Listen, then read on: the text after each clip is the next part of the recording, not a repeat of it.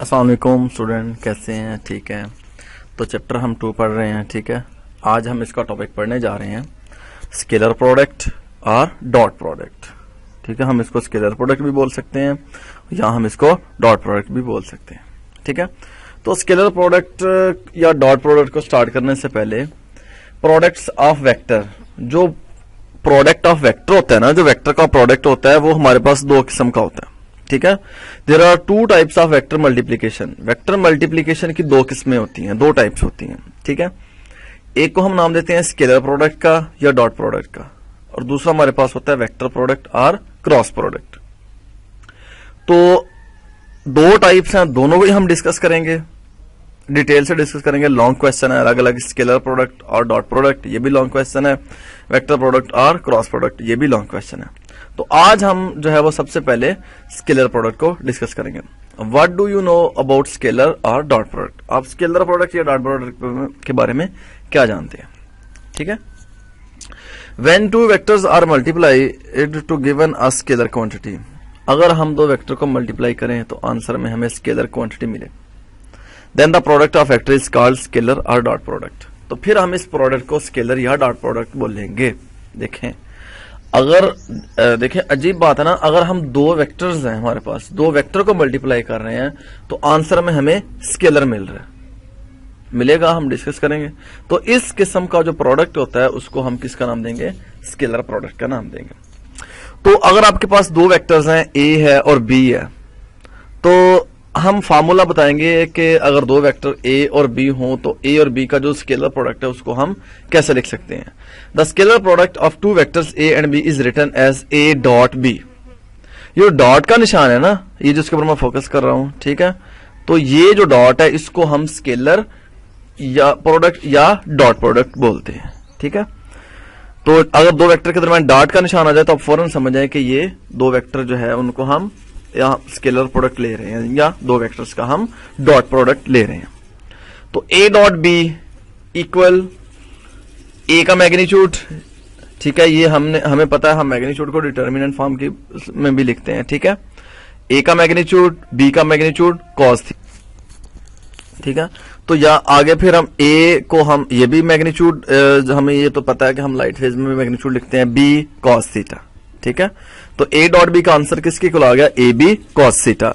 ये इससे आप कंफ्यूज नहीं होंगे, ये हम वैसे पहले भी पढ़ चुके हैं। तो ये भी मैग्नीट्यूड को लिखने का तरीका है कि वेक्टर के इर्द गिर्द हम जो है वो लाइनें लगा दें वर्टिकल, जिसको हम डिटर्मिनेंट्स भी बोलते हैं। ठीक है, तो ए डॉट बी का आंसर आ गया A B cos theta. Here A and B are the magnitude of vector A and B. जो ए और बी है वो मैग्नीट्यूड है ए और बी वेक्टर का, and theta is the angle between them. तो थीटा जो है वो दो वेक्टर्स के दरमियान एंगल है। ठीक है, तो दो वेक्टर का जो डॉट प्रोडक्ट है उसका फार्मूला हमें मिल गया ए बी कॉस थीटा। अब हम प्रूव करेंगे कि ये A B cos theta formula आया कहां से। ठीक है, तो find the value of scalar product. Scalar product की वैल्यू को हम कैसे फाइंड कर सकते हैं? ये भी क्वेश्चन बन सकता है या वेरी इंपॉर्टेंट क्वेश्चन है, आपसे पूछा जा सकता है कि prove that scalar product is commutative. तो फिर भी हम जो क्वेश्चन पढ़ने लगे हैं यही आपने लिखना है। ठीक है, two vectors A and B and theta is the angle between them. देखें, ये हमारे पास दो वेक्टर हैं ए और बी, तो दोनों वेक्टर्स के दरमियान जो है वो एंगल थीटा आ रहा है। हमने पढ़ा है स्केलर प्रोडक्ट। स्केलर प्रोडक्ट क्या होता है? अगर आप दो वेक्टर को मल्टीप्लाई करो तो आपको आंसर स्केलर क्वांटिटी मिले। तो स्केलर क्वांटिटी क्या होती है? जिसमें हमने तो वैसे ये पढ़ा ना कि जिसमें हमने डायरेक्शन नहीं बतानी होती, मतलब एक ही डायरेक्शन होगी। अगर दो वेक्टर हैं, तीन आए, चार आए, जितने भी वेक्टर्स होंगे एक ही डायरेक्शन बनेगी।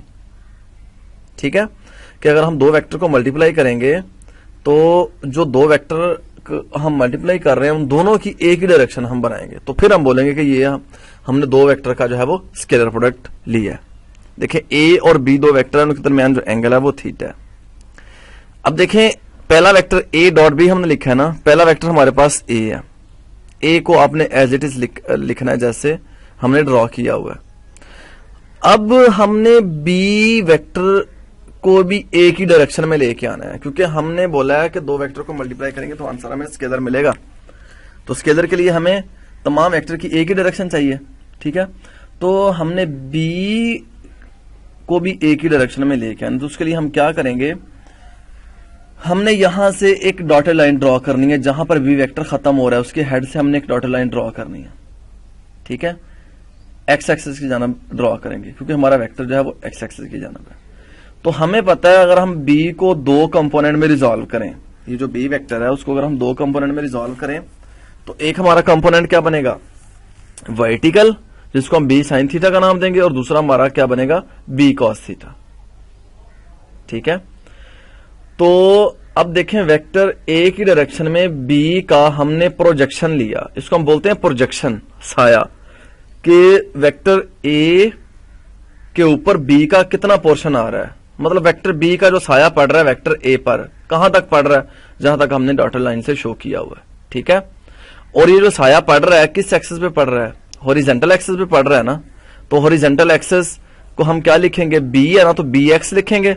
तो हम पढ़ चुके हैं बी एक्स इसके इक्वल होता है बी कॉस थीटा के इक्वल होता है। अब देखें वेक्टर बी का जो हॉरिजॉन्टल कंपोनेंट है बी कॉस थीटा, वो वेक्टर ए की डायरेक्शन में हमने बना लिया, ठीक है। अब देखें बी कॉस थीटा और वेक्टर ए दोनों सेम डायरेक्शन में है, तो हम क्या लिखेंगे, magnitude of A projection of B on A. ये अब हमने क्या किया कि हमने projection of B on A जो है वो ड्रॉ किया, तो जो प्रोजेक्शन ऑफ बी हमने ड्रॉ किया वो उसका नाम क्या, बी कॉस थीटा, ठीक है। तो प्रोजेक्शन ऑफ बी ऑन ए। अब मैग्नीट्यूड ऑफ ए हम इसको और मेथड तरीके से भी देख सकते हैं, magnitude of component of B in direction of A, कि बी का वो कंपोनेंट लेना है हमने जो ए की डायरेक्शन में आएगा, ठीक है। तो बी का जो ए की डायरेक्शन में आने वाला कंपोनेंट है वो हॉरिजॉन्टल कंपोनेंट होगा, और हॉरिजॉन्टल कंपोनेंट को हम बी कॉस थीटा लिखते हैं। तो ए का मैग्नीट्यूड बी कॉस थीटा बराबर ए बी कॉस थीटा, ठीक है। तो हमने ए बी कॉस थीटा की वैल्यू जो है वो फाइंड कर ली यहां से इस डायग्राम से, ठीक है। तो ये जो ए बी कॉस थीटा है यही हमारे पास किसके इक्वल होता है, ए डॉट बी के इक्वल होता है, ठीक है। अब देखें अगर आपसे क्वेश्चन पूछा जाता है find the projection of vector B on A, तो आपको फौरन समझना चाहिए कि आपने बी कॉस थीटा फाइंड करना है, ठीक है। क्या पूछा जाता है अगर आपसे पूछा जाता है find the projection of vector B on A, तो आप बी कॉस थीटा फाइंड करेंगे, ठीक है। तो अगर आपसे पूछे what is B cos theta, तो फिर भी आपको पता हो कि ये वेक्टर बी का प्रोजेक्शन है किसी दूसरे वेक्टर के ऊपर, तो यहां पर हमने वो वेक्टर ए लिया हुआ। अगर हम बी डॉट ए करते हैं तो अब पहला वेक्टर हमारे पास क्या है, बी है, मैग्नीट्यूड ऑफ बी। अब पहला वेक्टर हमारे पास बी है, तो अब जो हमने प्रोजेक्शन लेना है वो बी के ऊपर लेना है, और लेना है किसका, ए का लेना है, क्योंकि जो पहला वेक्टर है उसको हमने नहीं छेड़ना, ठीक है। तो magnitude of B projection of A on B, तो ये हम कैसे ड्रॉ करेंगे, वेक्टर ए के हेड से हम एक डॉटेड लाइन ड्रॉ करेंगे, ठीक है। तो ये डॉटेड लाइन जहां पर खत्म होगी वहां तक जो है ओरिजिन से वहां तक हमारा जो वेक्टर ए है उसका प्रोजेक्शन होगा। तो ये वेक्टर ए का जो प्रोजेक्शन है बी के ऊपर, ये जहां पर मैं आपको शो करवा रहा हूं, ठीक है। तो ये कंपोनेंट कौन सा बन रहा है, ए का कंपोनेंट बन रहा है ना बी के ऊपर, ठीक है। तो बी की डायरेक्शन में बन रहा है, ठीक है। तो ए का कंपोनेंट जो बी के अलोंग होगा वो हमारे पास क्या होगा, ए कॉस थीटा, ठीक है। क्योंकि अब हमारा पहला वेक्टर जो है वो बी है, तो हम ए का जो प्रोजेक्शन लेंगे वो बी पे लेंगे, ठीक है। तो projection of A on B is A cos theta. आपसे क्वेश्चन पूछा जा सकता है कि find the projection of A on B, numerical हम सॉल्व करेंगे, ठीक है। तो magnitude of B, magnitude of component of A in direction of B, तो ए का हमने वो कंपोनेंट लिया जो बी की डायरेक्शन में है, ठीक है। तो इसलिए हमने इसको ए कॉस थीटा का नाम दिया। तो बी इंटू ए कॉस थीटा, तो क्या बन गया, बी ए कॉस थीटा, ठीक है। तो हम इस बी ए कॉस थीटा को ए बी कॉस थीटा भी लिख सकते हैं, ठीक है। अब देखें मल्टीप्लीकेशन है ना, तो हम लिख सकते हैं बी ए कॉस थीटा को हम ए बी कॉस थीटा लिख सकते हैं। अब देखें इक्वेशन 1 देखें, उसका ए डॉट बी हमने लिया तो क्या आंसर आया, A B cos theta. Equation 2 देखें, हमने बी डॉट ए लिया, हमारे पास आंसर क्या है, बी ए कॉस थीटा। अब देखें वैल्यू अब हमने फाइंड कर ली स्केलर प्रोडक्ट की, हमें पता चल गया कि ए डॉट बी जो है वो कैसे आता है, कि एक वेक्टर का एक वेक्टर के ऊपर हम दूसरे का जो है वो प्रोजेक्शन लेते हैं, ठीक है, कि पहले वेक्टर के ऊपर जो है वो हम दूसरे का प्रोजेक्शन लेते हैं, चाहे हम ए डॉट बी करेंगे या हम बी डॉट ए करेंगे, तो हमें पता चल गया कि ए बी कॉस थीटा जो है वो फार्मूला कैसे आया, ठीक है। हमने ए डॉट बी और बी डॉट ए को फाइंड करने से सीख लिया। अब देखें ए डॉट बी बराबर A B cos theta, one equation, B dot A बराबर A B cos theta, equation 2। Right hand side देखें दोनों इक्वेशन की क्या सेम नहीं है, ए बी कॉस थीटा, ये भी ए बी कॉस थीटा। आप मैथ में पढ़ चुके हैं, अगर राइट हैंड साइड सेम हो तो हमारी लेफ्ट हैंड साइड भी सेम होती है। तो equation 1 and 2, A dot B is equal to B dot A, hence scalar product is a commutative. तो हमारा जो स्केलर प्रोडक्ट है वो एक कम्यूटेटिव प्रॉपर्टी रखता है, उसको हमने प्रूव कर दिया। हम अब आपसे ये भी क्वेश्चन पूछा जा सकता है कि prove that scalar product is commutative, तो फिर आपने दोनों डायग्राम भी ड्रॉ करनी है। पहले आप ए डॉट बी फाइंड करेंगे जैसे मैंने किया ये कंप्लीट, फिर आप बी डॉट ए फाइंड करेंगे, तो फिर आप ये भी प्रूव कर सकते हैं। मतलब दोनों क्वेश्चन आपको होने चाहिए। अगर स्केलर प्रोडक्ट की वैल्यू आपसे पूछी जाती है तो फिर भी आप ये क्वेश्चन करेंगे। अगर ये पूछ रहा है कि prove that scalar product is commutative, तो फिर भी आपको ये क्वेश्चन सॉल्व करना है।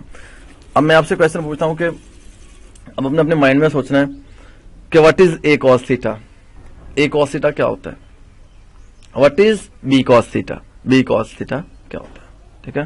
तो इसको